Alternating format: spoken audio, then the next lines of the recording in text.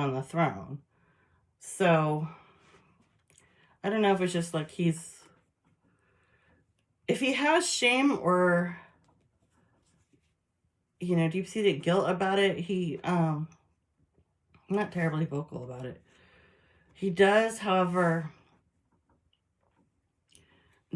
like I said, Saul does a few other things that were disobedient to the Lord, and one of his punishments, and at first it sounded really bad, but when you look at it at the context, it's like he really keeps defying God. Like he doesn't learn his lesson at all. And he gives him like, I guess it's like a demonic entity or something. Or maybe it's just, I don't know, what do you say, a demon? And it's basically like a demon's demonic spirit is what I should call it.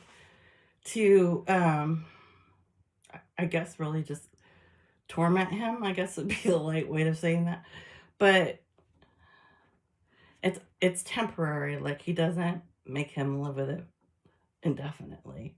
Which when you first read about it, you're like, he's like, how he's gonna live the rest of his life, but it's not.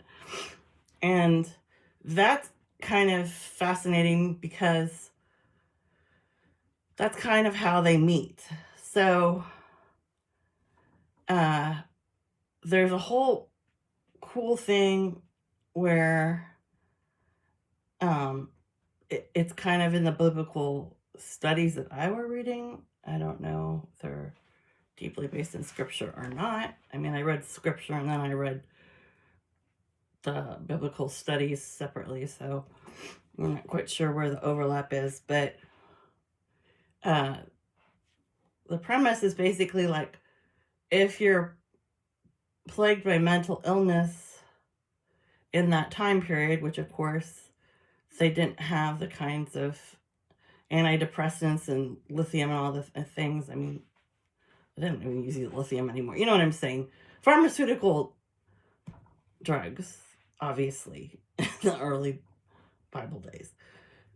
So one of the things that they rely on to relieve mental illness, at least the acute stages of it, is music as like a calming, something that calms people down. And there's actually a ton of studies that have been done now, and I know this because since I been recovering from a brain injury for like the last 6 years, I mean I've like